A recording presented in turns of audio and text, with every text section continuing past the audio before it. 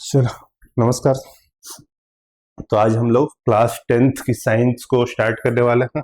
और जो हमारा पैटर्न होगा फॉलो करने का, वो हम लोग क्लास 10th के साइंस को हर चैप्टर को 2 पार्ट में कवर करने वाले हैं। ठीक है, तो इसमें हार्डली 15 या 20 चैप्टर होगा, उसको कवर करेंगे हम लोग। और जो हम लोग रिसोर्सेज के लिए यूज करेंगे, चूंकि स्पेशली ये बिहार बोर्ड के स्टूडेंट्स के लिए है। ठीक है, तो हम लोग बीटीबीसी का जो बिहार टेक्स्ट बुक कॉरपोरेशन है, उसका जो स्टैंडर्ड बुक है, उसी को ध्यान में रखेंगे, क्योंकि बिहार बोर्ड इसी को सिलेबस फॉलो करता है, बिहार गवर्नमेंट। ठीक है, तो हम लोग इसको स्टार्ट करने वाले हैं। तो चलो, बिना कुछ समय बर्बाद के स्टार्ट करते हैं। तो जो हमारा पहला चैप्टर है साइंस में, वो है रासायनिक अभिक्रियाएं और समीकरण। ठीक है, तो रासायनिक अभिक्रियाएं और समीकरण चैप्टर से स्टार्ट करने से पहले मैं कुछ जो हम लोगों ने पहले पढ़ा था कि कोई भी साइंस में एक चेंजेज होते हैं, उसको हम लोग परिवर्तन के बारे में पढ़ा था। क्या हो गया? परिवर्तन, है ना। दो तरह के परिवर्तन होते हैं। पहला, एक भौतिक परिवर्तन, और दूसरा रासायनिक परिवर्तन। तो भौतिक परिवर्तन में क्या हो रहा था कि अगर कोई नया पदार्थ बना है, तो वापस उससे हम क्या कर सकते हैं, पुराने पदार्थ को प्राप्त कर सकते हैं। परंतु रासायनिक परिवर्तन में क्या था कि अगर कोई नया पदार्थ बन गया, तो वापस उसको ओरिजिनल स्टेट में नहीं लाया जा सकता। जैसे कि था क्या, पानी। पानी को अगर हम बर्फ में कन्वर्ट कर रहे थे, तो वापस से बर्फ को पानी में कन्वर्ट कर सकते थे हम लोग। लेकिन अगर यहाँ पे कोई केमिकल चेंजेज हो गए, रासायनिक परिवर्तन हो गया, तो हम लोग उसको वापस नहीं कर सकते हैं, है ना। तो ये जो सारा रासायनिक चेंजेज हो रहा है, वो क्यों हो रहा है? जो भी रासायनिक चेंजेज हो रहा है, वो इसलिए हो रहा है कि उसके अंदर कुछ ना कुछ रासायनिक अभिक्रियाएं हो रही है। ठीक है, जैसे कि कुछ यहाँ पे अगर जो रियल लाइफ में हम सिचुएशन देखें कि गर्मी के दिन में हम कमरे के तापमान पे, या फिर गर्मी के दिन में ऐसे ही अगर दूध को हम खुला में छोड़ देते हैं, तो क्या होता है, थोड़ा टाइम के बाद दूध क्या होता है, वो फट जाएगा, है ना। दूध फट जाता है। या फिर लोहा का कोई भी बर्तन है, अगर उसको ऐसे ही खुला में छोड़ दिया जाए, थोड़े टाइम में क्या होता है, उसमें जंग लगना स्टार्ट हो जाता है। तो इस तरह की जो भी चीजें हो रहे हैं, वो क्या हो रहा है, एक तरह से रासायनिक परिवर्तन हो रहा है उसमें। उसमें रासायनिक परिवर्तन हो, तो रासायनिक परिवर्तन क्या होगा, रासायनिक परिवर्तन हुआ, इसका मतलब क्या हुआ, एक नया पदार्थ बनकर तैयार हो गया। अब एक नया पदार्थ अगर बनकर तैयार हो गया, तो वापस उससे हम पुराने पदार्थ को प्राप्त नहीं कर सकते हैं। तो अब इस तरह के जो भी चेंजेस हो रहा है, उसका कारण क्या है कि उसमें क्या हुई है, कोई ना कोई रासायनिक अभिक्रिया हुई है। यहाँ पे हमारे पास कुछ जो बेसिक एग्जांपल दिया हुआ है, उसको हम लोग देख लेते हैं कि गर्मियों में कमरे के ताप पर दूध को खुला छोड़ दें, तो क्या होगा। या फिर लोहे के जो बर्तन है या कील है, उसको आर्द्र वायुमंडल में खुला छोड़ दिया जाए। अंगूर का किण्वन, किण्वन किसको कहते हैं, फर्मेंटेशन। फर्मेंटेशन का सिंपल सा मतलब अगर समझो, तो सड़ाना। जब अंगूर से वो वाइन वगैरह बनती है, तो उसको क्या किया जाता है, फर्मेंट किया जाता है। ठीक, तो अंगूर का अगर किण्वन कर देंगे, तो एक नया पदार्थ हमें प्राप्त हो जाएगा। और वो नया पदार्थ प्राप्त हो गया, तो फिर वापस हम उससे क्या अंगूर प्राप्त नहीं कर सकते। भोजन का पकना, जैसे कोई भी सब्जी है, अगर हमने उसे पका दिया, तो वापस उससे क्या होता है, उससे कच्ची सब्जी वापस हम प्राप्त नहीं कर सकते। या फिर हम सांस लेते हैं, तो सांस लेते हैं, तो उसमें भी क्या हो रहा है कि हमारे शरीर में जो भोजन हमने प्राप्त किया है, उससे हमको क्या मिला है, ग्लूकोज मिला है, कार्बोहाइड्रेट मिला है, उससे इन द एंड हमको एनर्जी मिलती है।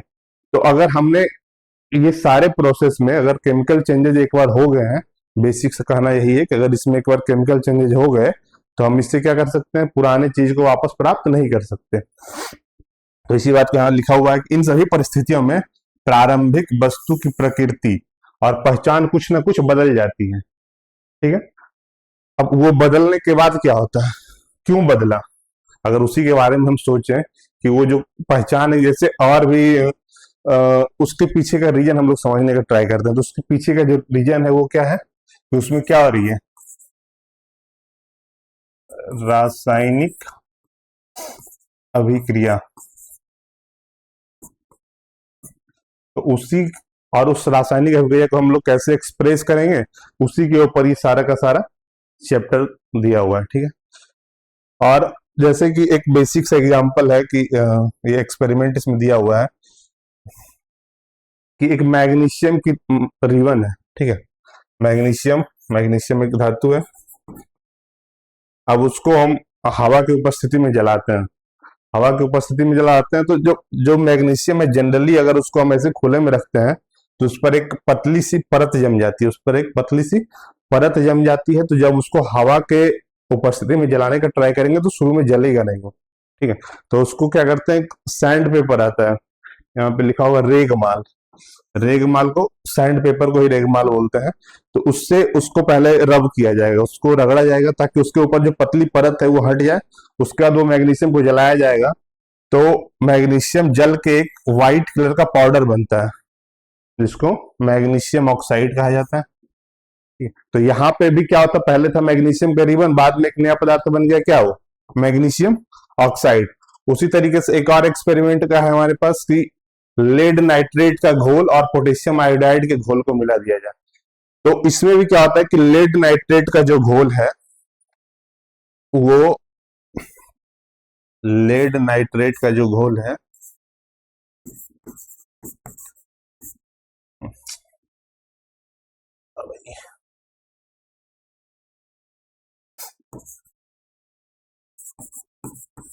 लेड नाइट्रेट ये बिल्कुल पानी की तरह दिखता है। ठीक है, और अगर पोटेशियम आयोडाइड का भी लिया जाए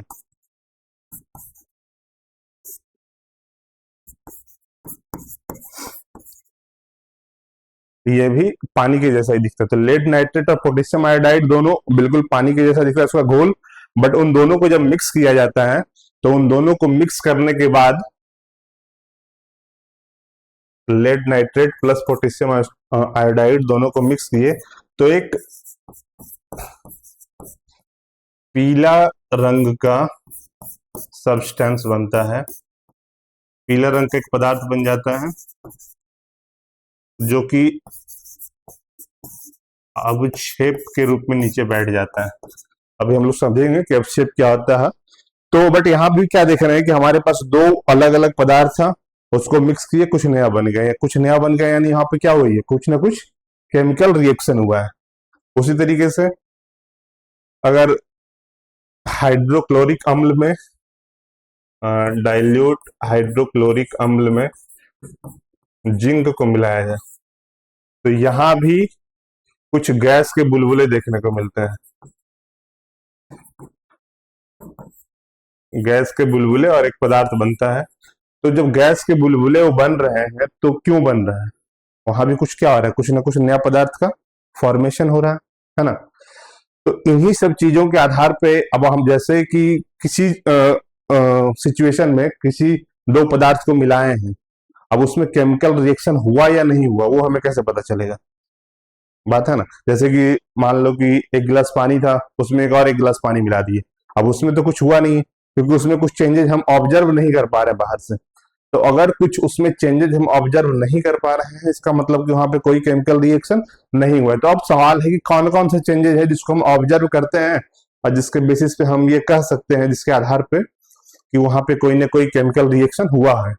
तो पहला चेंजेस जो हम लोग देख सकते हैं कि उसकी अवस्था में परिवर्तन, यानी उसका स्टेट चेंज हो जाता है। जैसे कि जो बेसिक हमारा एग्जाम्पल है, हाइड्रोजन प्लस ऑक्सीजन दोनों को मिक्स करते हैं तो क्या बन जाता है, H2O, जल बन गया। ये क्या था, गैस, ये भी क्या है, गैस, दोनों मिलके बनाया क्या, द्रव। तो उसका स्टेट में चेंज हो गया, पहले दोनों गैस था, दोनों मिलने के बाद हमको क्या बन गया, द्रव। तो अवस्था में परिवर्तन अगर अब हो रहा है तो बहुत हद तक संभावना है कि वहां पे कोई ना कोई रासायनिक प्रक्रिया या केमिकल रिएक्शन हुआ हो। ठीक है, सेकेंड जो हम लोग ऑब्जर्व कर सकते हैं उसमें वो है उसके रंग में परिवर्तन। जहां जैसा कि हम लोगों ने यहाँ देखा था कि लेड नाइट्रेट क्या था, पानी के कलर का था। पोटेशियम आयोडाइड भी क्या है, पानी के कलर का ही है, मतलब पानी जैसा ही है ऑलमोस्ट। बट दोनों को मिलने के बाद एक येलो कलर का सब्सटेंस बन रहा है। तो वहां पे क्या हो रहा है, रंग में परिवर्तन एकाएक हो गया। कि पहले कुछ और था, एकाएक रंग उसका बदल गया, तो उससे हम क्या एक अंदाजा लगा सकते हैं कि उसके बेसिस पे हम ये कह सकते हैं कि वहां पे कोई ना कोई क्या है केमिकल रिएक्शन संपन्न हुआ है। तीसरा है कि गैस का निकास, उससे या कोई मतलब गैस निकले, बुलबुला निकले, कुछ भी जिसको हम ऑब्जर्व कर पा रहे हैं, अगर वो ऐसा कुछ हो रहा है तो भी हम लोग कह सकते हैं कि वहां पे कोई ना कोई केमिकल रिएक्शन हुआ हो। और चौथा है तापमान में परिवर्तन। बहुत बार हुआ कि कुछ एक्सपेरिमेंट हम कर रहे होंगे, तो जिस बीकर में कर रहे हो, जिस परख नली में कर रहे हो, वहां पे क्या होगा, उसका टेम्परेचर या तो घट जाएगा या बढ़ जाएगा, मतलब उसको हम एक्सटर्नली ऑब्जर्व कर सकते हैं। ठीक है, तो इन चार के बेसिस पे हम लोग कह सकते हैं कि वहां पे कोई ना कोई केमिकल रिएक्शन हुआ है, जैसे अवस्था में परिवर्तन, रंग में परिवर्तन, गैस के गैस का निकास या उत्सर्जन, या फिर तापमान में परिवर्तन। ठीक है, तो ये हो गया हमारा एक बेसिक कि केमिकल रिएक्शन अगर हो रहा है तो उसको हम कैसे एक्सटर्नली ऑब्जर्व करके उसके बारे में अंदाजा लगा सकते हैं कि वहां पे कुछ केमिकल रिएक्शन हुआ है या नहीं हुआ है। ठीक है, अब आगे नेक्स्ट देखते हैं हम लोग। क्या हो रहा है,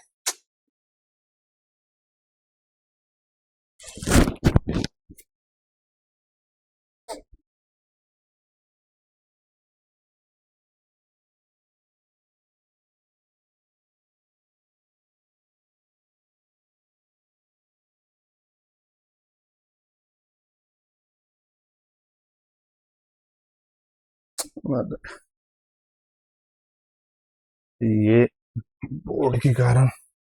अच्छा ठीक है, इसको होने दो। अब जैसे यहाँ पे हम लोगों ने मैग्नीशियम और को मतलब ऑक्सीजन में जला के मैग्नीशियम ऑक्साइड बनाया था, तो अब इसी बात को अगर मैं बार बार इस तरह से बोलूं कि मैग्नीशियम ऑक्सीजन के साथ मिलकर मैग्नीशियम ऑक्साइड बनाता है, तो ये मतलब बहुत ऑकवर्ड टाइप का हो जाएगा कि ये बहुत मतलब बार बार एक सेंटेंस में सारा कुछ बोलना है। तो उसी को जो सेंटेंस में हम लोग बोल रहे हैं, उसको अगर हम सिर्फ और सिर्फ नहीं करना है यार एक्सपोर्ट, हाँ, तो उसको अगर हम जो सेंटेंस की तरह बोल रहे हैं, अगर उसको हम लोग शॉर्ट में लिखने का ट्राई करें कि मैग्नीशियम प्लस ऑक्सीजन मिलके हमको क्या बना दिया, मैग्नीशियम ऑक्साइड, तो इस तरह जब हम लिखने का ट्राई करते हैं तो इसको कहा जाता है शब्द समीकरण, वर्ड इक्वेशन, शब्द समीकरण। तो अब हम लोग यहाँ पे क्या ट्राई कर रहे हैं कि हम लोग ठीक है केमिकल रिएक्शन हुआ, कैसे हुआ उसको ऑब्जर्व कर लिए, अब उसको हम लोग को क्या करना है कि उसको एक फॉर्मल वे में लिखना है। तो अगर हम उसको सेंटेंस के बजाय उसको सिंपल वर्ड में लिखेंगे तो क्या हो जाएगा, वो शब्द समीकरण। और ये आगे हम लोग पढ़ेंगे अभी हम लोग कि जो समीकरण लिखते हैं उसके लेफ्ट हैंड साइड वाले अभिकारक होते हैं, राइट हैंड साइड वाले उत्पाद होते हैं, उस बारे में अभी हम लोग डिटेल में देखेंगे। अब लेकिन समस्या है कि बार बार शब्द समीकरण लिखना भी मतलब, जैसे अगर मैं बार बार लिखूं इस तरह से कि जैसे मुझे लिखना है वो जल वाला समीकरण, तो बार बार मैं ऐसे लिखूं कि हाइड्रोजन प्लस ऑक्सीजन मिल के बना रहा है जल, तो ये भी मतलब बहुत ऑकवर्ड वे हो जाता है। तो हम लोग इसको और सिंप्लीफाई करने का ट्राई करते हैं कि क्यों ना यहाँ पे जो वर्ड लिख रहे हैं उसके जगह हम लोग इसका या तो सिंबल यूज कर लें, यानी कि जो उसका तत्व का या फिर संकेत है वो यूज कर लें, या फिर उसका सूत्र यूज कर लें, फॉर्मूला यूज कर लें, तो वो ज्यादा बेहतर वे होता है, लिखने का बेहतर तरीका होता है। तो अगर जो हम हाइड्रोजन प्लस ऑक्सीजन लिखने से ज्यादा बेहतर है कि हम लोग उसको किस तरह से लिखें, H2 प्लस O2 मिलके क्या बन जाए, H2O। तो इस तरीके से हम लोग चीजों को देखते हैं कि कैसे समीकरण बनाना है, पहले कैसे रासायनिक अभिक्रिया को ऑब्जर्व करना है, फिर कैसे उसको समीकरण में कन्वर्ट करना है। ठीक है, अब शब्द के बाद जब शब्द इक्वेशन को और छोटा करने के लिए हम लोगों ने क्या कर लिया कि उसको वर्ड इक्वेशन में कन्वर्ट कर दिया, लेकिन वर्ड इक्वेशन में भी कन्वर्ट करने के बाद इसमें एक प्रॉब्लम है। अभी जो मैं बताऊंगा उसके बारे में जब हम लोग पढ़ेंगे वो अ, संतुलित रासायनिक समीकरण।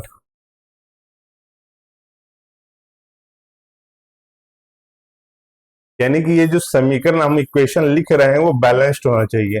क्या होता है उसका मतलब, मैं जब आगे नेक्स्ट वो आएगा तो उसमें एक्सप्लेन करूंगा बेहतर तरीके से। ठीक है, अब उसके पहले कुछ और चीजें समझ लेते हैं कि इधर जो हमारा अ, अभिक्रिया, रासायनिक अभिक्रिया जो हमारी शुरू हो रही थी, उससे पहले जो हमारा प्रोडक्ट मतलब पदार्थ था, यानी कि रासायनिक अभिक्रिया शुरू होने से पहले जो हमारा पदार्थ है, जैसे यहाँ पे मैग्नीशियम है और ऑक्सीजन है, तो रासायनिक अभिक्रिया शुरू होने से पहले का जो पदार्थ है इसको हम लोग क्या बोलते हैं, अभिकारक। अभिकारक यानी कि फिर उसको इंग्लिश में बोलेंगे हम लोग रिएक्टेंट। और रासायनिक अभिक्रिया शुरू होने के बाद, यानी जब शुरू होने के बाद जब खत्म हुई, तो जो फाइनल प्रोडक्ट बना हमको उसको बोला जाता है उत्पाद। उत्पाद। और ये हो गया, इसको इंग्लिश में बोलते हैं हम लोग प्रोडक्ट। तो अभिक्रिया शुरू होने से पहले जो पदार्थ हमारे पास मौजूद था वो हो गया रिएक्टेंट यानी कि अभिकारक, और फाइनल में जो मिला वो उत्पाद। और ये जो प्लस का साइन है बता रहा है कि दोनों आपस में क्या हो रहा है, मिल रहे हैं, अभिकारक और उत्पाद आपस में मिल रहे हैं। और एरो का साइन ये बता रहा है, जो ये तीर का निशान है, ये बता रहा है कि अभिकारक से उत्पाद बन रहा है। यानी कि एरो का जो ये हेड है, ये जो हेड है, ये एक आइडिया देगा तुम्हें कि किस साइड उत्पाद बन रहा है, किस साइड अभिकारक है। ठीक है, बहुत सारे रिएक्शन होगा जिसमें इस तरह का बना होता है, वो मतलब both way, two way reaction होता है। तो उस बारे में जब वहां पे पहुंचेंगे तो बात करेंगे। अभी के लिए सिंपल समझना है कि जो रासायनिक अभिक्रिया शुरू होने से पहले का जो पदार्थ है वो है हमारा अभिकारक, और जो लास्ट में फाइनल जो कंप्लीट होने के बाद बना है वो है उत्पाद। ठीक है, तो यहां तक कोई दिक्कत? अभिकारक उत्पाद समझ गए हम लोग। अब आगे बढ़ते हैं। तो इस रिएक्शन में क्या हो जाएगा हमारे पास, मैग्नीशियम और ऑक्सीजन क्या हो गया, अभिकारक, मैग्नीशियम ऑक्साइड हो गया उत्पाद। यहाँ पे हाइड्रोजन और ऑक्सीजन क्या है, अभिकारक, और जो जल बना है वो है हमारा उत्पाद। सामान्यतः होता क्या है कि हमारा जो अभिकारक होता है, अभिकारक जो होता है वो समीकरण में बाई साइड होता है, समीकरण में लेफ्ट साइड लिखा होता है, और प्रोडक्ट जो है वो प्रोडक्ट राइट साइड में होता है। तो बाई तरफ हमारा हो गया अभिकारक और दाएं साइड हो गया उत्पाद। ठीक है, चलो अब हम लोग आते हैं कि जो वहां पे प्रॉब्लम आ रही थी, कि जो मैंने क्या बोला था कि ये जो है रिएक्शन हमने लिख तो दिया बट ये अभी भी पूरी तरीके से कंप्लीट नहीं है, इसमें अभी भी कुछ दिक्कत है। तो क्या दिक्कत है, तो कोई भी जो केमिकल रिएक्शन होता है वो बैलेंस्ड होना चाहिए। जब हम बोलते हैं कि बैलेंस्ड होना चाहिए, संतुलित होना चाहिए, तो उसका क्या मतलब है। ठीक है, अगर हम बोल रहे हैं कोई रिएक्शन संतुलित होना चाहिए तो उस बात का मतलब क्या है, तो उस बात का अगर सिंपल सा मैं मतलब बताऊं तो उस बात का मतलब है कि दोनों साइड, अभिकारक के साइड भी और उत्पाद के साइड भी, दोनों साइड जो उनके परमाणुओं की संख्या है, परमाणुओं यानी जो भी अभिकारक का परमाणु है या उत्पाद का परमाणु है, उनकी संख्या समान होनी चाहिए। यानी कि अगर यहाँ पे H2+O2 हमने लिखा है, अच्छा भाई,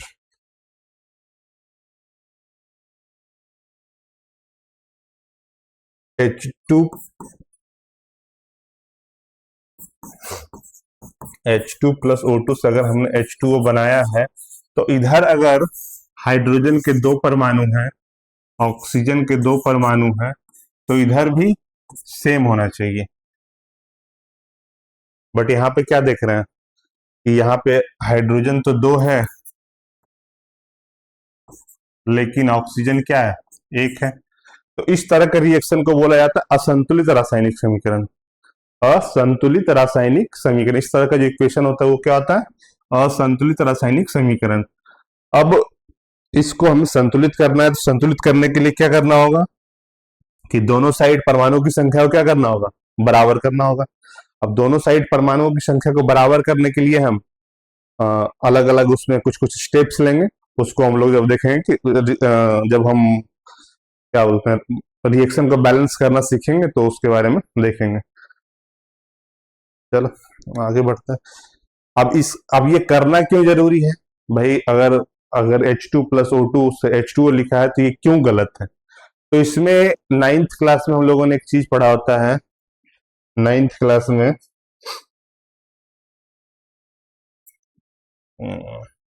रुक जा।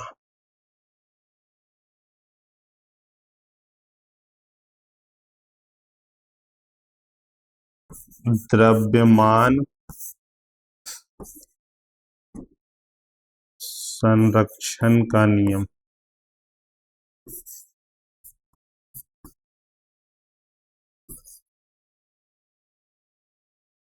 ये होता क्या द्रव्यमान संरक्षण का नियम? तो कोई भी रासायनिक अभिक्रिया में ना तो कोई नया द्रव्यमान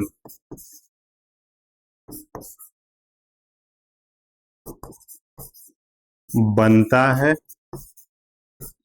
और न ही नष्ट होता है।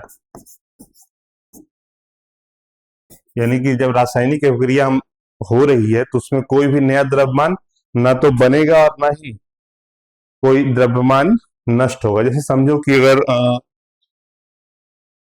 बेसिक सा एग्जांपल लो कि तुम्हारे घर में कहीं से 4-5 गेस्ट आते हैं, ठीक है? तो 5 गेस्ट आते हैं, 2-4 दिन रहे। 2-4 दिन रहने के बाद क्या होना चाहिए?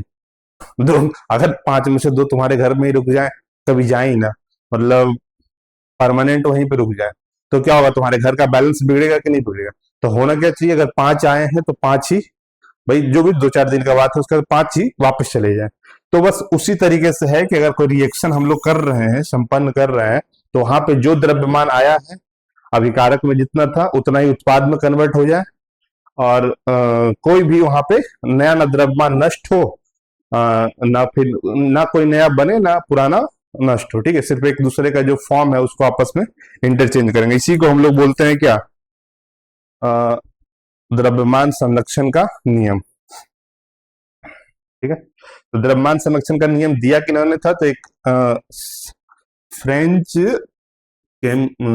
साइंटिस्ट थे, उनका नाम था एंटोनी लेवोजियर। तो उनके द्वारा दिया गया था द्रव्यमान संरक्षण का नियम। तो यहाँ हम लोग पढ़ सकते हैं कि द्रव्यमान संरक्षण का नियम जो 9वीं कक्षा में 9th क्लास में है, किसी भी रासायनिक अभिक्रिया में द्रव्यमान का ना तो निर्माण होता है और ना ही अभिकारक न ही विनाश। अर्थात किसी भी रासायनिक अभिक्रिया के उत्पाद तत्वों का कुल द्रव्यमान अभिकारक तत्वों के कुल द्रव्यमान के बराबर होता है। यानी उत्पाद का जो कुल द्रव्यमान है इसके तत्वों का, ये हमेशा क्या होना चाहिए? बराबर होना चाहिए किसके? अभिकारक के। अब वो बराबर कैसे होगा? अगर इसको दूसरे शब्दों में कहें तो अभिक्रिया के पहले और पश्चात प्रत्येक तत्व के परमाणुओं की संख्या क्या रहे? समान रहे। तो इसी तरीके से हम लोग इसी चीज को, मतलब द्रव्यमान संरक्षण के नियम को एक तरह से जस्टिफाई करने के लिए हम लोग क्या करते हैं? इसको रिएक्शन को क्या करते हैं? बैलेंस करते हैं। ठीक है, चलो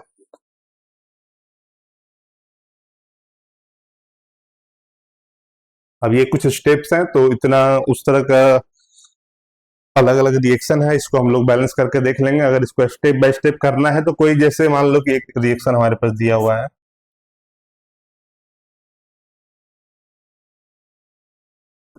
Fe प्लस H2O से बन रहा है, और इसको सही से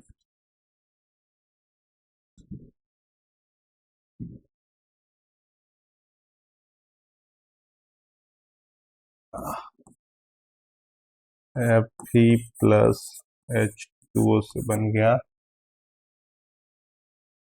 Fe3O4 प्लस H2। ठीक है, अब Fe प्लस मतलब फेरस प्लस जल से मिलके बन रहा है Fe3O4 plus H2।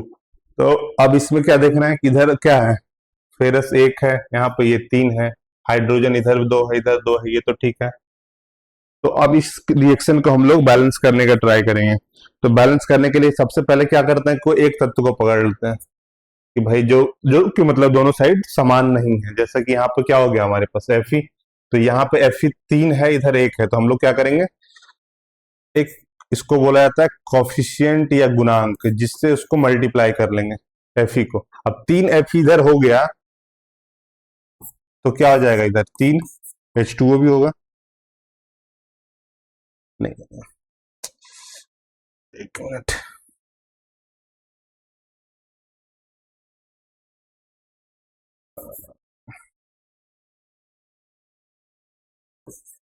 Three F E plus H two O. अब हमारे पास ये हो गया एफ ई थ्री। अब ऑक्सीजन 4 है, तो ऑक्सीजन को 4 करने के लिए यहाँ पे क्या करना पड़ेगा, ऑक्सीजन 4 से मल्टीप्लाई करना पड़ेगा। तो ये हो गया, ऑक्सीजन भी हमारा पास क्या हो गया, अब 4 ऑक्सीजन। यहाँ तक रिएक्शन बैलेंस दिख रहा है, एफ ई 3 आ गया, ऑक्सीजन 4 हो गया। अब इस सब के चक्कर में क्या हुआ कि हमारा जो हाइड्रोजन है वो बढ़ के क्या हो गया है, 4। हाइड्रोजन का परमाणु कितना हो गया, 4 गुना 2 यानी 8 परमाणु। 8 परमाणु हो गया हमारे पास हाइड्रोजन का। तो अब इसको करने के लिए क्या करेंगे हम लोग, तो क्या करना पड़ेगा हमें, यहाँ पे 4 से हाइड्रोजन में मल्टीप्लाई करना पड़ेगा। तो ये हमारा जब इस तरह से हम लोग कंप्लीट करेंगे तो ये हमारा हुआ balance reaction. Three three F E plus 4 H two O मिलकर क्या बनेगा, F E 3O4 plus 4H2। ठीक है, तो इस तरीके से हम लोग कोई भी रिएक्शन को, इसका एक तरह से ये हिट एंड ट्रायल मेथड ही होता है कि हम लोग को अंदाजा लगाना पड़ता है कि किसमें क्या मल्टीप्लाई करें, क्या करें उसके हिसाब से। और ये बाकी स्टेप लिखा हुआ है, उस स्टेप को एक एक करके हम लोग कर सकते हैं फॉलो। बट जो एक बेसिक तरीका होता है कि तुमको hit and trial method he use करना पड़ेगा रिएक्शन को बैलेंस करने के लिए। बहुत सारा अलग अलग और रिएक्शन होगा, हम लोग देख लेते हैं। जैसे बट बस मोटो ये होना चाहिए कि हमको अभिकारक के परमाणु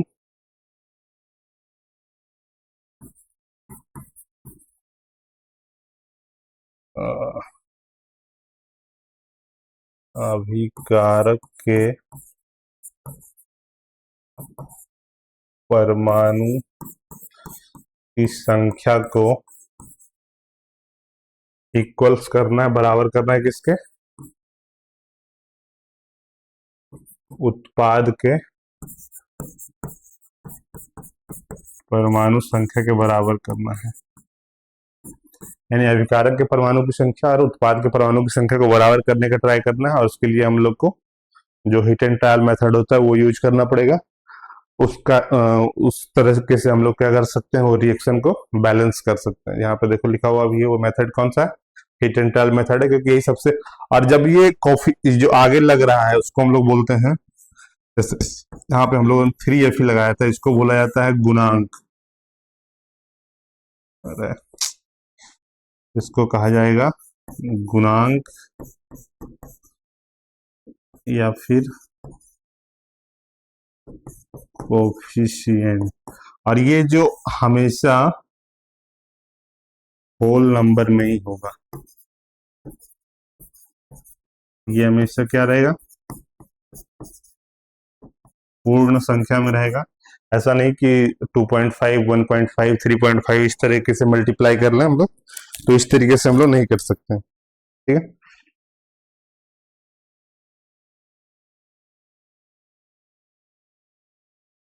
अब इसके अलावा केमिकल रिएक्शन में कुछ चीज हम लोग को ऐड करना होता है।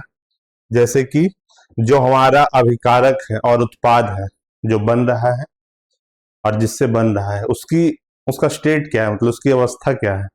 तो भौतिक अवस्थाओं का जो भी है उसको संकेत हमको उसमें मेंशन करना होता है। तो उसको भी देख लेंगे हम लोग कि ये पहले है क्या भौतिक अवस्था। अब जैसे वही रिएक्शन जो था हमारे पास पहले से, 3Fe प्लस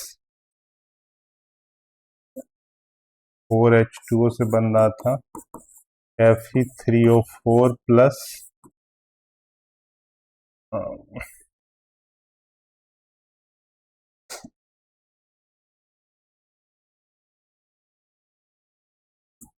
+4 हाइड्रोजन। अब Fe है तो ये सिंपली क्या है, सॉलिड स्टेट में रहेगा। तो जो चार अवस्थाएं इसमें जनरली केमिकल रिएक्शन हम लोग यूज करते हैं, उसको मैं इधर साइड में करके लिख देता हूं कि अगर सॉलिड में रहा, सॉलिड यानी कि ठोस अवस्था में है कोई हमारा विकारक या उत्पाद, तो उसके लिए एस सिंबल का यूज करते हैं हम लोग। अगर लिक्विड में रहा यानी कि अगर द्रव्य में है तो उसके लिए हम लोग एल सिंबल का यूज करते हैं। गैस में रहा तो उसके लिए हम लोग जी सिंबल का यूज करते हैं। और उसके अलावा एक होता है जो है एक्वस। एक्वस को अगर हिंदी में बोले तो एक तरह से इसको हो जाएगा जलीय। जलीय, उसके लिए एक्यू सिंबल का यूज करते हैं। तो एक्वस का मतलब क्या हुआ कि कोई भी हमारा जो सब्सटेंस है, या तो सॉलिड है, लिक्विड है, गैस है, वो अगर पानी के साथ घुला हुआ है, जैसे कि मान लो कि चीनी है, मतलब उसको हम किसी केमिकल रिएक्शन में यूज कर रहे हैं, बट चीनी को ऐसे ही डायरेक्ट यूज नहीं कर रहे हैं, उसको पानी के साथ घोल के यूज कर रहे हैं। तो अगर पानी के साथ घोल के यूज कर रहे हैं तो वहां पे क्या लिखना पड़ेगा हमको, एक्वस यानी कि जलीय। ठीक है, तो ये हमारा हो गया कि चार अवस्था जो जनरली हम लोग यूज करते हैं वो, या फिर हमारा जो प्रोडक्ट आया है, अगर प्रोडक्ट आया है वो सॉलिड, लिक्विड या गैस में नहीं आया है, मतलब वाटर का सॉल्युबल फॉर्म में आया है, जिसको हम लोग बाद में सेपरेट कर सकते हैं, तो उसके उस कंडीशन में हम लोग को वहां पे उसकी अवस्था के तौर पे क्या लिखना पड़ेगा, एक्वस, एक्यू लिखना पड़ेगा उसमें। ठीक, तो जैसे इसी रिएक्शन में देख लेते हैं हम लोग कि यहाँ पे हमारा Fe जो है सॉलिड स्टेट में है, हाइड्रोजन जो है लोहा के साथ जब रिएक्शन करता है तो यहाँ पे हम लोग इसको भाप के रूप में लेते हैं। तो जब अगर हम पानी को कोई भी रिएक्शन में स्टीम के रूप में, भाप के रूप में यूज करेंगे, तो वहां पे उसका गैसियस कंडीशन होना चाहिए। ऑब्वियस सी बात है कि पानी अपने क्या होता है, गैसियस फॉर्म में है, तो वो हो गया, जी आ गया। Fe3O4 जो हमारा, ये भी क्या है, सॉलिड के रूप में है, और हाइड्रोजन तो गैस है ही है। तो जब अब ये हमारा हुआ एक कंप्लीटली बैलेंस रिएक्शन, जहां हमारे अभिकारक और उत्पाद दोनों के परमाणु की संख्या भी समान है, और उसका कौन कौन सा स्टेट में, अभिकारक का कौन सा स्टेट है, उत्पाद का कौन सा स्टेट है, वो भी मेंशन किया हुआ है। ठीक है, तो इस तरीके से हम लोग, अब यहाँ पे कुछ क्वेश्चंस हैं जिसको हम लोग को देखना है। चलो इसको भी देख लिया जाए। तो पहला क्वेश्चन है कि वायु में जलाने से पहले मैग्नीशियम रिबन को साफ क्यों किया जाता है, क्यों किया जाता है।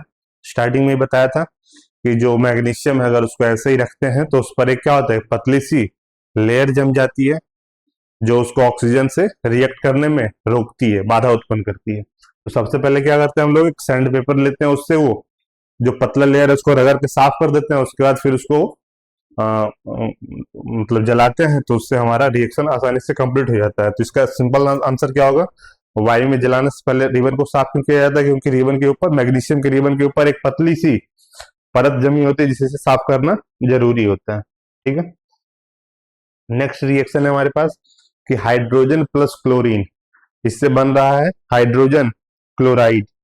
तो हाइड्रोजन प्लस क्लोरीन से हाइड्रोजन क्लोराइड बन रहा है, बट इसको रिएक्शन को क्या करना है, तुमको बैलेंस करना है।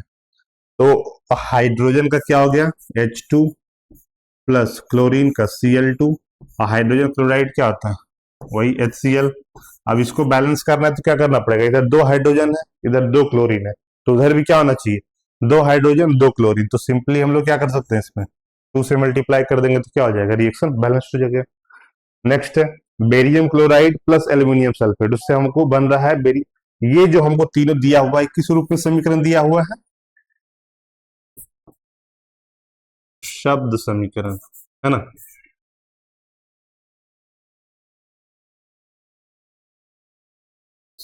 शब्द समीकरण दिया हुआ है, और उसको हम लोग को संकेत वाले रूप में करना है। नेक्स्ट है barium chloride plus aluminium sulphate, तो barium chloride plus aluminium sulphate से हमारा बन रहा है बेरियम सल्फेट प्लस तुम्हारा ये तो बेरियम क्लोराइड हो जाता है BaCl2 प्लस एल्यूमिनियम सल्फेट हो गया Al2। ये मतलब सबका फॉर्मूला है, वो जब धीरे धीरे पढ़ोगे तो याद हो जाएगा, नहीं तो सेपरेटली तुम्हें याद भी करना पड़ता है। उससे बन रहा है हमारे पास barium sulphate plus aluminium chloride, तो बेरियम सल्फेट हो गया BaSO4 plus AlCl3 aluminium chloride. अब इस रिएक्शन को बैलेंस करना है तो यहाँ पर सबसे पहले क्या देखेंगे हम लोग कि बेरियम तो एक ही है, चलो ठीक है। क्लोरीन इधर 2 है, इधर 3 है। यहाँ पर एल्यूमिनियम 2 है, एल्यूमिनियम यहाँ पर 1 है।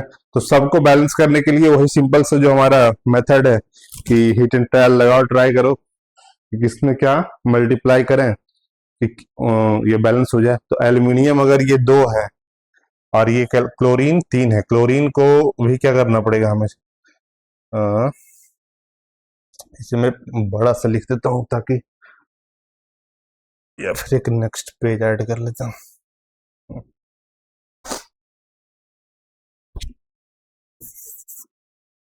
Barium chloride plus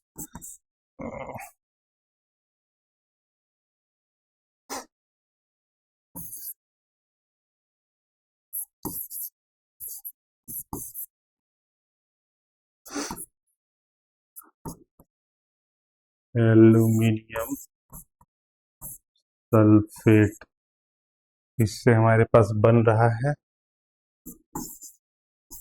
barium sulphate plus aluminium chloride.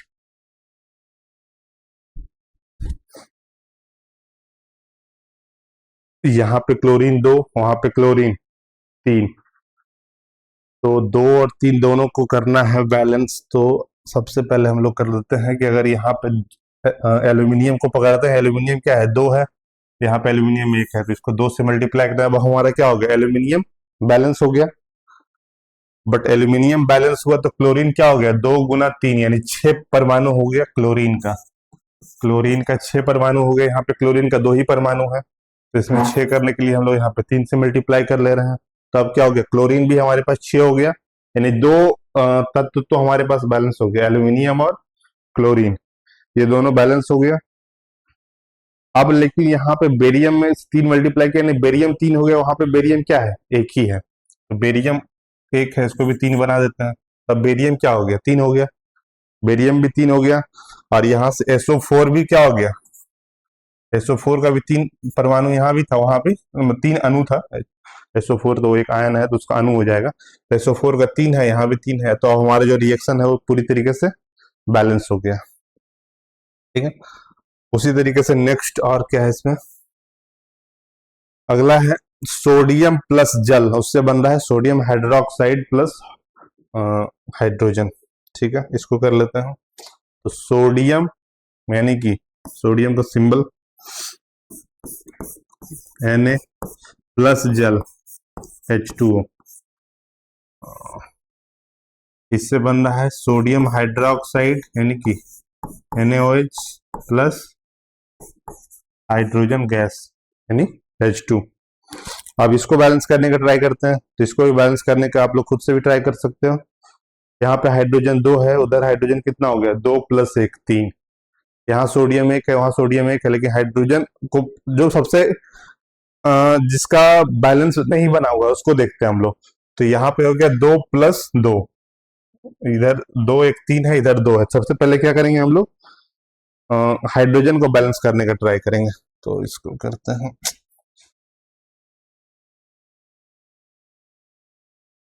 तो जब इसको बैलेंस करने का ट्राई करेंगे तो क्या हो जाएगा, 2 1 3, तो अगर मैं यहाँ पे इसको कर दूं तो अब क्या हो जाएगा 4, और यहाँ 2 1 3 है, अगर यहाँ भी इसको डबल कर दिया जाए तब क्या हो जाएगा, हाइड्रोजन भी 4 हो गया और ये इधर भी हाइड्रोजन 4 हो गया।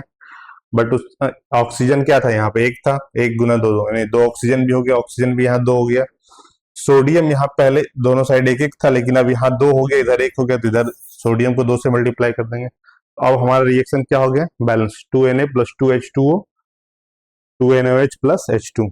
तो इस तरीके से हम लोग रिएक्शन को हिट एंड ट्रायल मेथड से ही करना पड़ता है, वो उसमें थोड़ा लगाना पड़ता है किसमें क्या करना पड़ेगा ताकि हमारा दोनों साइड का परमाणु बैलेंस हो जाए। ठीक है, नेक्स्ट क्वेश्चन इसमें कौन सा है, नेक्स्ट है कि निम्नलिखित अभिक्रियाओं के लिए उनकी अवस्था के संकेतों के साथ संतुलित रासायनिक समीकरण लिखिए। लेकिन अब क्या करना है कि सिर्फ बैलेंस रिएक्शन नहीं लिखना है, साथ में जो यहाँ पे बताया था कि कौन से अवस्था में है उसको भी उसमें मेंशन करना है। ठीक है, तो सबसे पहले क्या है कि जल में बेरियम क्लोराइड, जल में बेरियम क्लोराइड का मतलब क्या हुआ, जल में बेरियम क्लोराइड। तो जल में बेरियम, अभी बताया था कि कोई भी चीज अगर जल में घुला हुआ है तो क्या होगा, एक्वस होगा। तो हमारे पास जो बेरियम क्लोराइड है किस मोड में है, एक्वस मोड में, एक्वस सॉल्यूशन है उसका। तथा सोडियम सल्फेट के विलयन अभिक्रिया करके सोडियम क्लोराइड का विलयन तथा अघुलनशील बेरियम सल्फेट का अपक्षेप बनाते हैं। इसको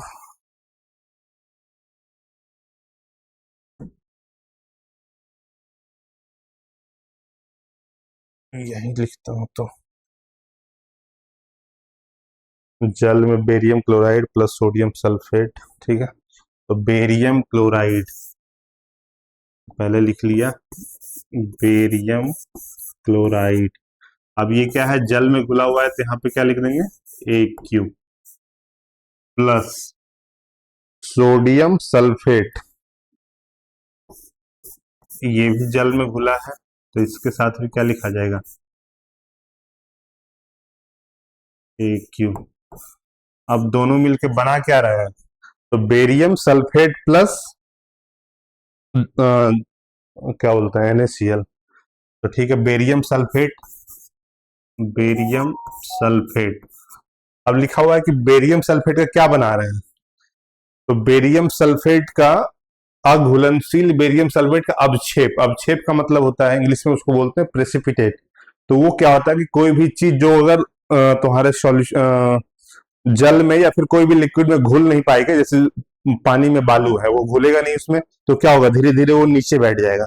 ठीक है, तो जब केमिकल रिएक्शन में कोई भी चीज अवक्षेप को शो करते हैं तो उसको क्या करते हैं, ये दिखाना है कि वो अवक्षेप है तो एक डाउन एरो का साइन लगा देते हैं उसमें, और वो धीरे धीरे क्या हो जाएगा, वो नीचे बैठ जाएगा।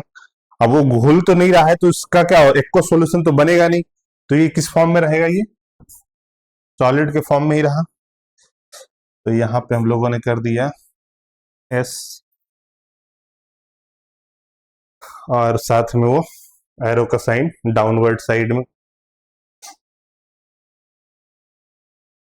S, और डाउनवर्ड एरो का साइड डाल दिया, प्लस साथ में क्या बन रहा है, NaCl। तो NaCl क्या होगा, अगर रिएक्शन में जल मतलब यानी पानी में के अंदर रिएक्शन हो रही है पानी के साथ, तो ऑब्वियसली वो घुल जाएगा उसमें, तो वो क्या होगा, एक्वस सॉल्यूशन बना देगा।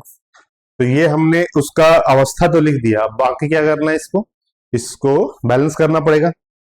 Barium chloride plus sodium sulphate से मिलकर बन रहा है बेरियम सल्फेट प्लस NaCl। तब इसको बैलेंस करने का ट्राई करते हैं, वही सिंपल जो मेथड है हमारा, बेरियम बेरियम दोनों एक साइड है ही, सोडियम इधर दो है, उधर इधर दो है, रिएक्टेंट में उधर क्या है, एक ही है। तो सबसे पहले क्या करेंगे, यहाँ पे दो सोडियम मल्टीप्लाई, दो किए कोफिशिएंट वहां पे, तो अब दोनों साइड दो दो सोडियम हो गया।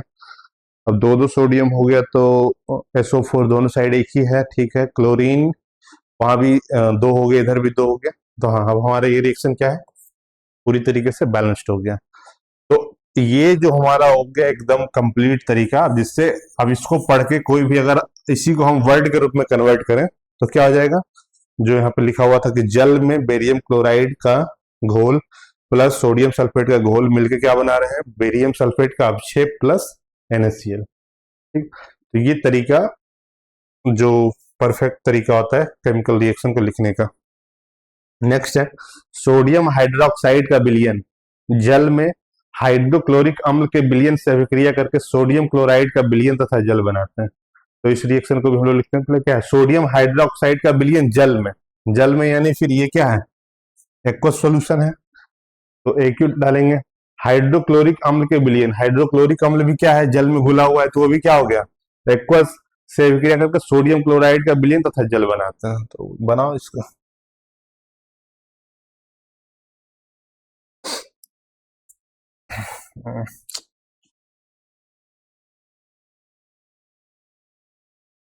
NaOH जल में है तो एक्वस प्लस HCl, ये भी क्या है, जल में है तो एक्वस।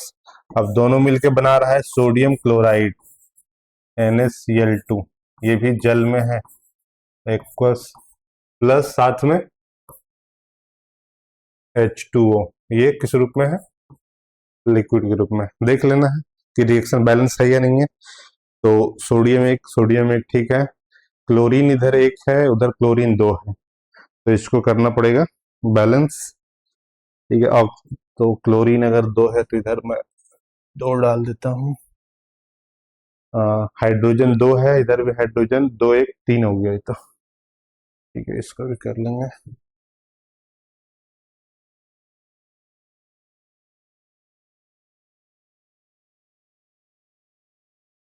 H2O दो दो तीन, ठीक है इसका।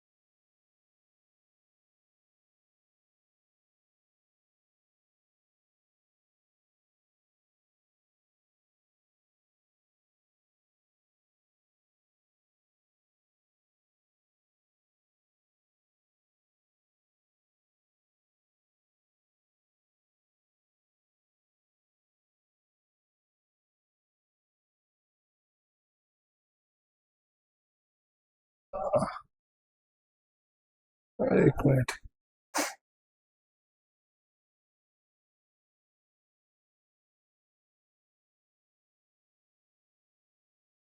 ये पहले से बैलेंस है, एक एक दो, दो हाइड्रोजन दो हाइड्रोजन,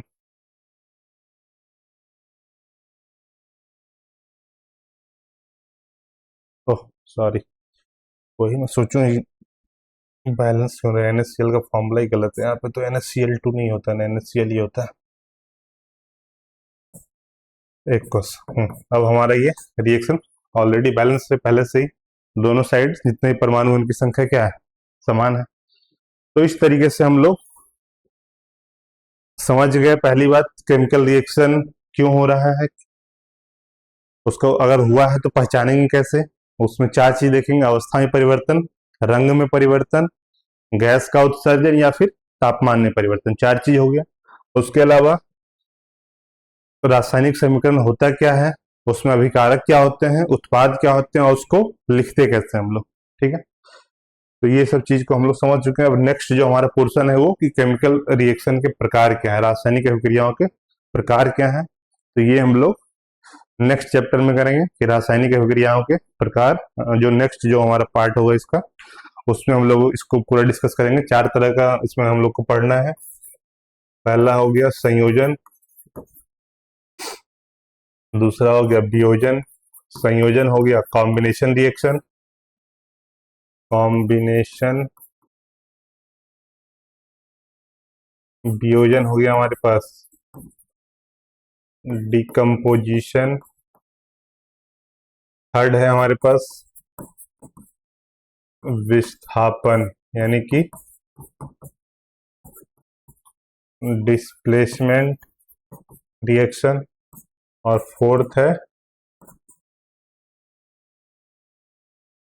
द्विविस्थापन यानी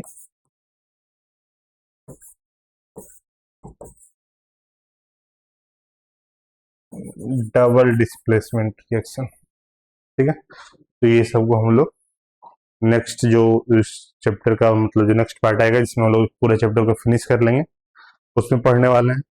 तो अब हम लोग को क्या करना है कि अभी तक हम लोग जितना पढ़ा है उसको एक प्रॉपर फॉर्मल नोट्स के वे में लिख लेते हैं।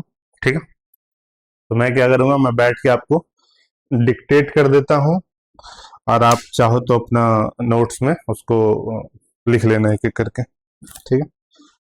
तो मैं थोड़ा बैठ जाता हूँ उसके बाद। तो सबसे पहला क्या है हमारे पास, जो स्टार्टिंग में हमने पढ़ा था,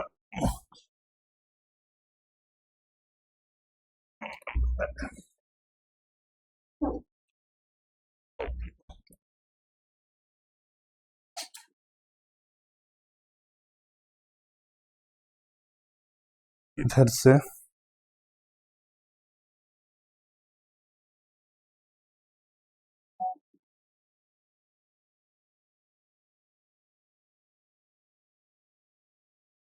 यहाँ से स्टार्ट किया था। तो सबसे पहले पढ़ा था कि रासायनिक अभिक्रियाएं होती क्या है ना। तो वो लिख लेंगे कि रासायनिक अभिक्रिया करके डैश डालेंगे कि रासायनिक अभिक्रिया किसे कहते हैं, ठीक है। तो रासायनिक अभिक्रिया किसे कहते हैं, तो जब एक या एक से अधिक पदार्थ, जब एक या एक से अधिक पदार्थ आपस में अभिक्रिया करके, जब एक या एक से अधिक पदार्थ आपस में अभिक्रिया करके एक या एक या एक से अधिक पदार्थों का, एक या एक से अधिक पदार्थों का निर्माण करते हैं, जब एक या एक से अधिक पदार्थ आपस में अभिक्रिया करके एक या एक से अधिक पदार्थों का निर्माण करते हैं, तो उस प्रक्रिया को उस प्रक्रिया को रासायनिक अभिक्रिया कहते हैं, ठीक है। तो ये रासायनिक अभिक्रिया की परिभाषा हो गई, डेफिनेशन अगर कोई पूछे। तो जब एक या एक से अधिक पदार्थ आपस में अभिक्रिया करके एक या एक से अधिक पदार्थों का निर्माण करते हैं, तो उस प्रक्रिया को रासायनिक अभिक्रिया कहते हैं, ठीक है। उदाहरण हो गया, बहुत सारा केमिकल रिएक्शन किया, कोई भी लिख लेना है। तो फिर जो ये सब भी जो है, ये सब रासायनिक अभिक्रिया के उदाहरण है। अंगूर का किण्वन हो जाना, भोजन का पक जाना, हमारा सांस लेना, या फिर तुम्हारा हाइड्रोजन ऑक्सीजन मिलके जल का बन जाना, ये सारा क्या है, रासायनिक अभिक्रिया का उदाहरण ही तो है। अगला है नेक्स्ट, जो उसमें हेडिंग डालना है हम लोग को, वो है कि ये जो हम लोग पढ़ा था कि रासायनिक अभिक्रिया को पहचानते कैसे हैं। तो नेक्स्ट डालोगे कि रासायनिक अभिक्रिया की पहचान, रासायनिक अभिक्रिया की पहचान, कि हम लोग को पता कैसे चलता है कि रासायनिक अभिक्रिया हुई है। सबसे पहले क्या था उसमें, अवस्था में परिवर्तन। सबसे पहला है अवस्था में परिवर्तन।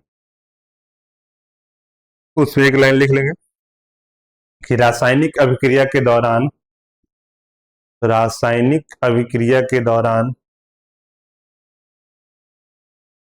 ऐसा हो सकता है कि ऐसा हो सकता है कि पदार्थ की अवस्था बदल जाए,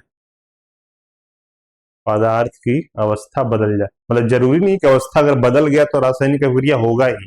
यानी कि अगर इस तरह से देख लें कि पानी वाला, तो अगर उसको मतलब बर्फ में कन्वर्ट किया तो अवस्था तो हाँ ही बदला है, बट कोई क्या रासायनिक अभिक्रिया हुआ है वहां पे, नहीं हुआ है। तो ये कोई जरूरी चीज नहीं, मैंडेटरी चीज नहीं है कि रासायनिक अभिक्रिया होगा तो पदार्थ अवस्था बदलेगा ही, पदार्थ की अवस्था बदलेगी ही। लेकिन हाँ, एक आइडिया उससे हम लोग अंदाजा लगा सकते हैं कि अगर होगा तो चांसेस हैं कि वहां पे कुछ केमिकल रिएक्शन हुआ हो, ठीक है। सेकंड है रंग में परिवर्तन, रंग में परिवर्तन। तो रंग में परिवर्तन वाला थोड़ा है कि अगर अगर मतलब बिना रासायनिक अभिक्रिया की सबसे आसान है कि अगर वहां पे कोई रंग में परिवर्तन हो रहा है तो चांसेस है कि रासायनिक अभिक्रिया हुई हो, ठीक है। तो रंग में परिवर्तन हो गया, उसमें भी लिख लेंगे कि रासायनिक अभिक्रिया के दौरान रासायनिक अभिक्रिया के दौरान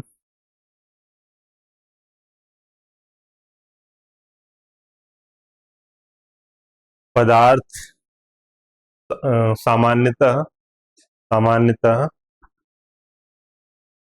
अभिकारक रंग बदलकर नया उत्पाद बनाते हैं, या अभिकारक उत्पाद अभी रहने तो पदार्थ रंग बदल के नए पदार्थ में कन्वर्ट हो जाते हैं। तो रासायनिक अभिक्रिया के दौरान सामान्यतः बने नए पदार्थ का रंग अलग होता है। थर्ड हो गया गैस का उत्सर्जन। गैस का उत्सर्जन, गैस का उत्सर्जन भी अगर कहीं हुआ है तो वहां पर रासायनिक अभिक्रिया के चांसेस हैं। और फोर्थ हो गया हमारे पास तापमान में परिवर्तन। तापमान में परिवर्तन, ठीक है। अब जो नेक्स्ट हमारे पास है कि रासायनिक समीकरण, ये वाला कि रासायनिक समीकरण क्या होता है, तो इसको लिख लेंगे। रासायनिक समीकरण उसका इंग्लिश लिख लेंगे साथ में, क्योंकि थोड़ा थोड़ा इंग्लिश भी आना चाहिए, नहीं तो साइंस पढ़ने में दिक्कत होगा। केमिकल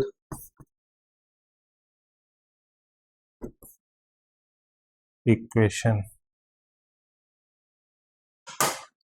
केमिकल इक्वेशन देखो। रासायनिक अभिक्रिया को, रासायनिक अभिक्रिया को इस शब्द समीकरण का मैंने लिखवा रहा हूँ क्योंकि ये बहुत इंपॉर्टेंट है नहीं, बस सीधा वो संकेत वाले पे आ जाएंगे जो हम लोग अक्सर यूज करने वाले हैं, ठीक है। तो रासायनिक अभिक्रिया को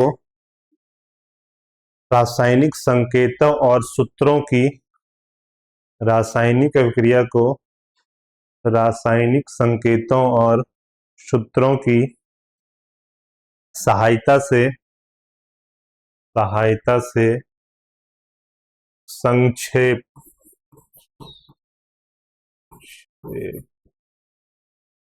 रासायनिक अभिक्रिया को रासायनिक संकेतों एवं सूत्रों की सहायता से संक्षेप में लिखने की विधि को रासायनिक समीकरण कहते हैं।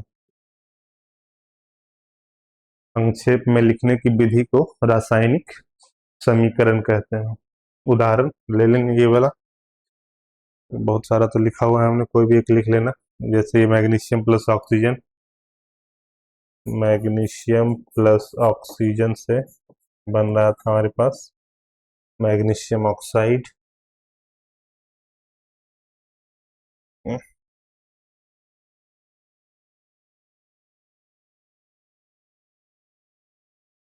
और रासायनिक समीकरण में दो पार्ट हो जाएगा, एक अभिकारक हो जाएगा, एक उत्पाद हो जाएगा, तो उसके बारे में भी लिख लो। नेक्स्ट डालो अभिकारक, अभिकारक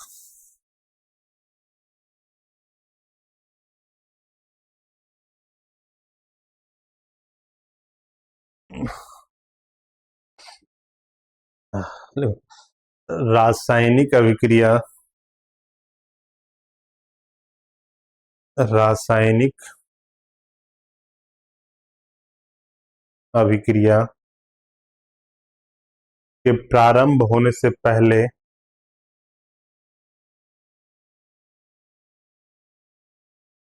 प्रारंभ होने से पहले उपस्थित पदार्थों को अभिकारक कहा जाता है। यानी जो स्टार्टिंग में हमारे पास थे वो अभिकारक, अभिकारक कहा जाता है।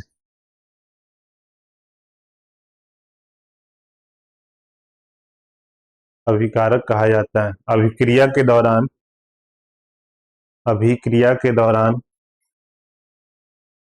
अभिकारक में ही, अभिक्रिया के दौरान अभिकारक में ही रासायनिक परिवर्तन होता है। रासायनिक परिवर्तन होता है। एक और इसमें ऐड करेंगे एक लाइन,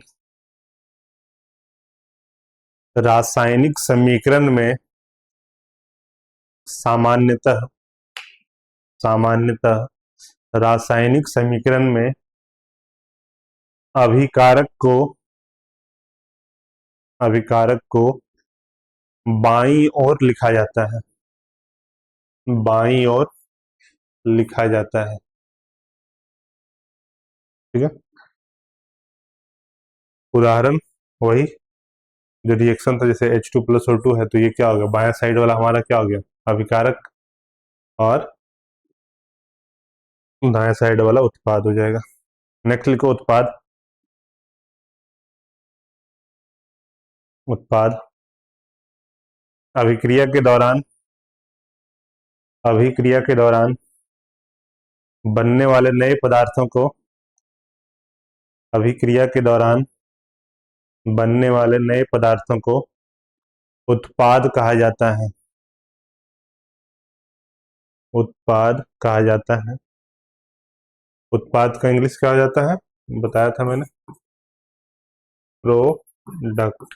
और अभिकारक का रिएक्टेंट। रासायनिक अभिक्रिया के दौरान बनने वाले नए पदार्थों को उत्पाद कहा जाता है। रासायनिक समीकरण में उत्पाद को दाईं ओर लिखा जाता है।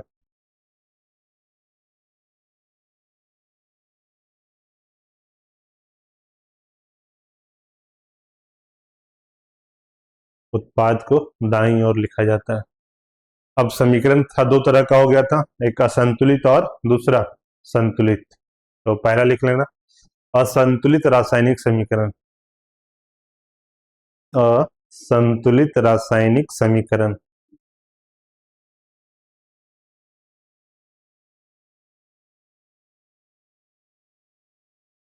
असंतुलित रासायनिक समीकरण लिखो। जिस समीकरण में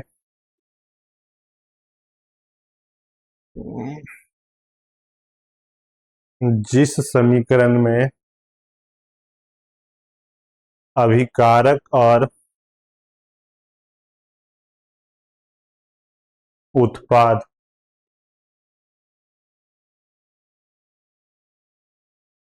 अभिकारक और उत्पाद दोनों ओर प्रत्येक तत्वों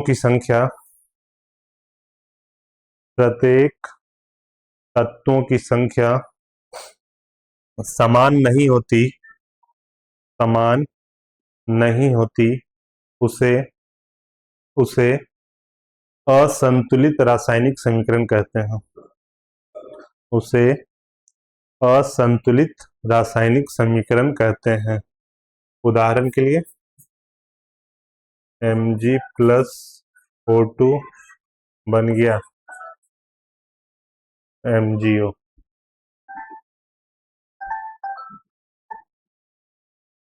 तो ये हो गया हमारे पास असंतुलित रासायनिक समीकरण का उदाहरण। नेक्स्ट लिखो, संतुलित रासायनिक समीकरण। संतुलित रासायनिक समीकरण। जिस समीकरण में अभिकारक और उत्पाद दोनों ओर प्रत्येक तत्वों की संख्या प्रत्येक तत्वों के परमाणुओं की संख्या प्रत्येक तत्वों के परमाणुओं की संख्या समान होती है, उसे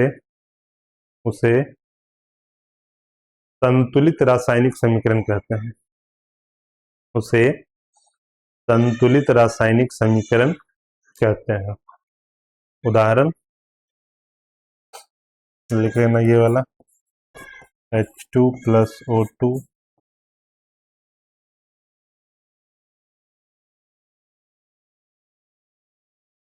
दोनों तत्वों की संख्या क्या समान है, तो ये क्या हो जाएगा तुम्हारा संतुलित रासायनिक समीकरण। ठीक है। अब यह है कि रासायनिक समीकरण को संतुलित करना क्यों आवश्यक है, तो उसमें लिख लेंगे, रासायनिक समीकरण को संतुलित करना क्यों आवश्यक है। रासायनिक समीकरण को संतुलित करना क्यों आवश्यक है।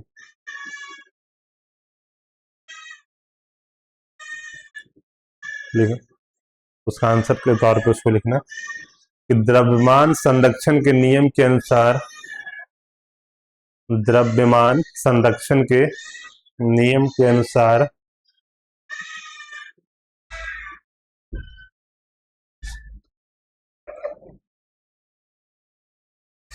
द्रव्यमान संरक्षण के नियम के अनुसार द्रव्यमान संरक्षण के नियम के अनुसार रासायनिक अभिक्रिया के दौरान न तो नए द्रव्यमान का निर्माण होता है, न तो नए द्रव्यमान का निर्माण होता है और न ही कोई द्रव्यमान नष्ट होता है, न ही कोई द्रव्यमान नष्ट होता है। अतः अतः अतः रासायनिक अतः रासायनिक समीकरण को रासायनिक अभिक्रिया को अतः रासायनिक अभिक्रिया को सही रूप में दिखाने के लिए अभिकारक और उत्पाद के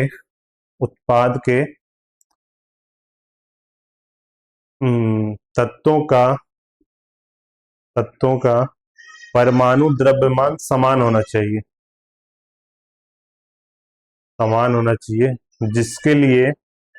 जिसके लिए यह आवश्यक है कि दोनों ओर तत्वों के परमाणुओं की संख्या भी समान हो। दोनों ओर तत्वों के परमाणुओं की संख्या भी समान हो। यही कारण है कि रासायनिक समीकरण को संतुलित करना आवश्यक है।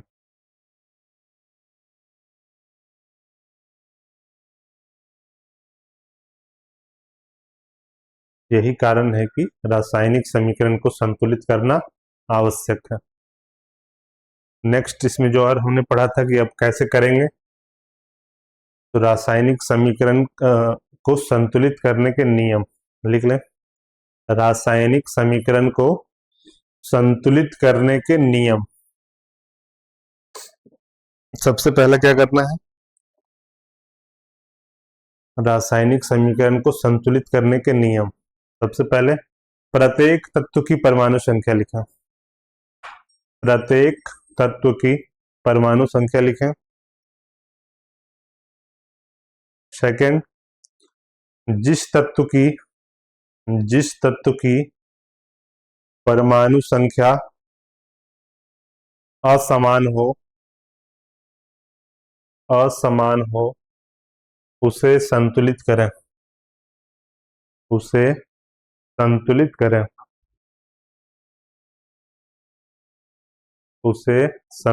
करें। तीसरा,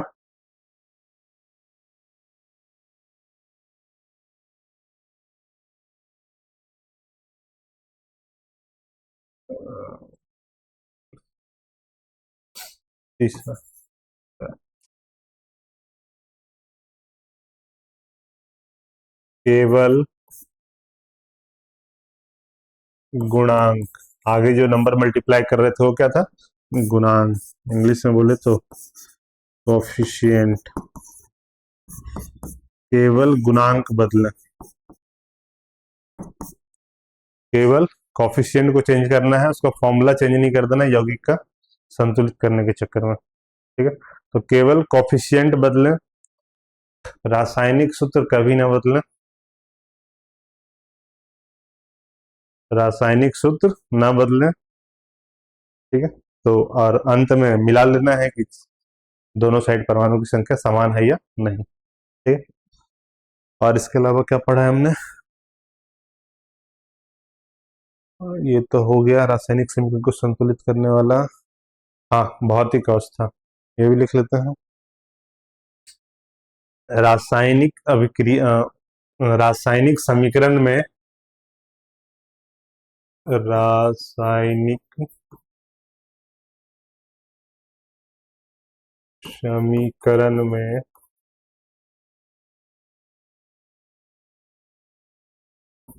भौतिक अवस्थाओं के संकेत,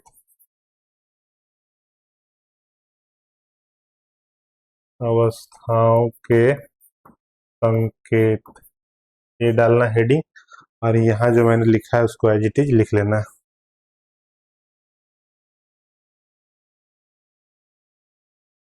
ठीक है। सॉलिड के लिए S, लिक्विड के लिए L, गैस G और एक्वस के लिए AQ। ठीक है। और ये सारा जो एक्सरसाइज का क्वेश्चन था वो मैंने करा ही दिया, खुद से भी करने का ट्राई करना है फिर बाद में। और इसके बाद हम लोग जो नेक्स्ट होगा हम यहाँ से शुरू करेंगे रासायनिक अभिक्रियाओं के प्रकार, और अगले पार्ट में इस पूरे वीडियो मतलब पूरे चैप्टर को हम लोग खत्म करेंगे। चलो, थैंक यू।